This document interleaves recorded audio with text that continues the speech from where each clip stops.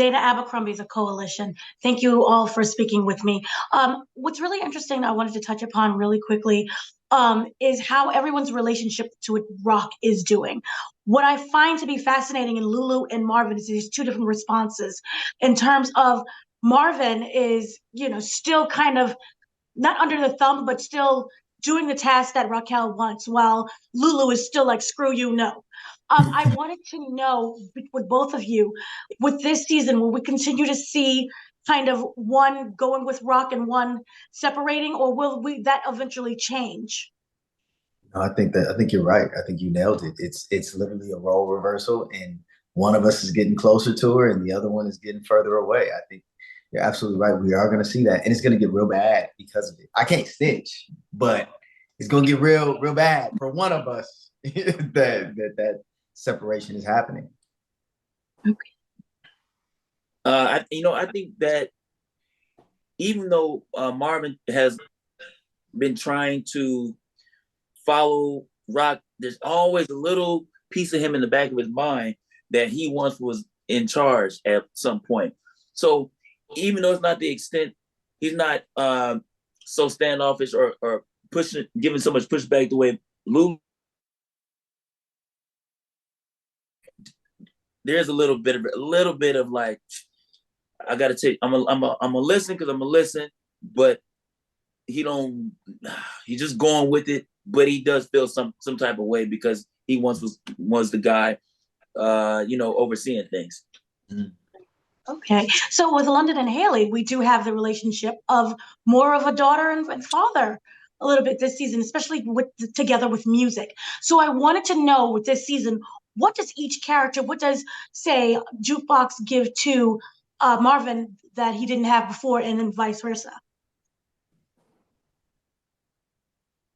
I think I said this earlier, as I've always thought, I think Juke secretly thinks her dad is really cool. Never say it out loud.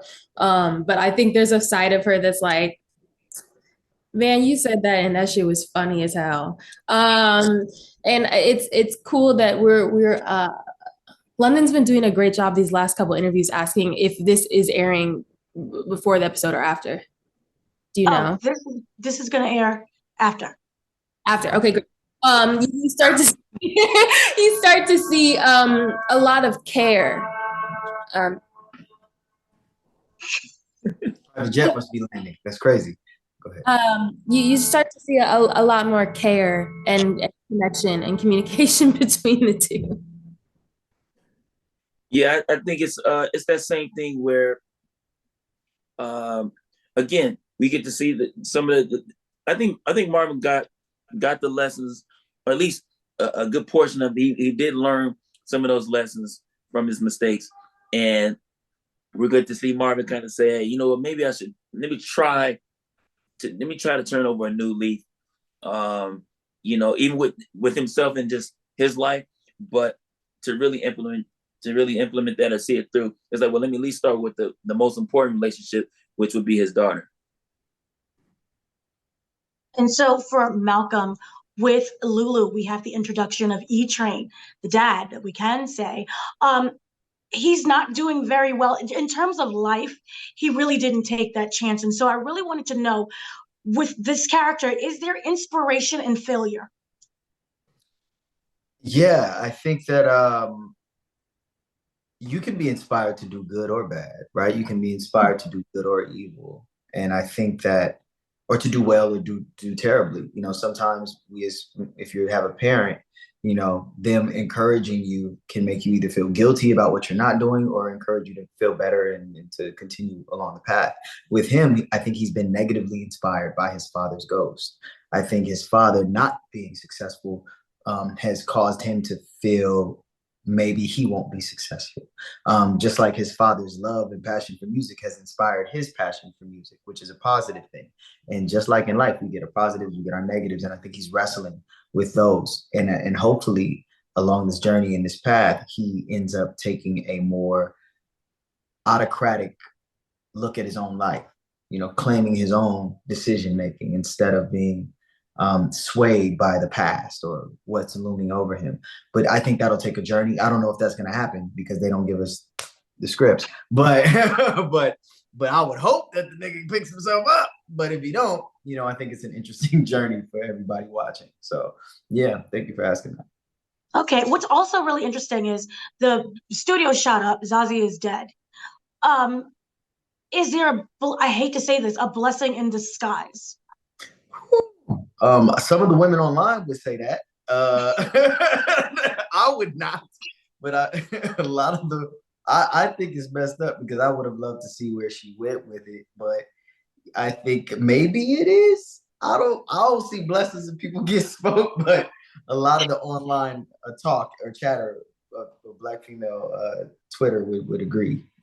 I don't personally. I think she was destined for greatness, and I think that's another body on my character's conscious, and we see how he does with that. He don't do well, so. Okay, so from all three, I was wondering, could we have one word to kind of describe the character growth of season 3?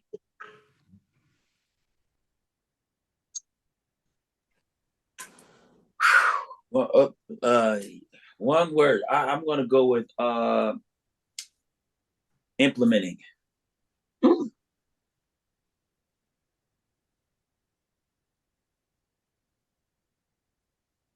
Hey, I think we all do give a word, right? Yeah. hey. Oh, She got the thing going on. Okay, I got you. You want to sign it? We can sign. I'm just kidding. Okay. Yeah, I'll say healing, hopefully. I don't know. It's not a healing arc. It's sad. I'll say sad. It's just sad. sad. Oh, Lord. Okay. Yeah. I would say strength for mine. Strong. Yeah. I like that. Oh, Yeah. yay. Okay. And then kind of lastly with London, we do have, the lessons that was learned from season 2 in terms of the anger management. You have a new friend now. Not doing good things together, but you have a new friend now. Can you talk about that relationship and how does that character would grow from not only just the lessons from season 2, but now with the friend that you have who's in a wheelchair? You said who's in the wheelchair? Yes. That relationship.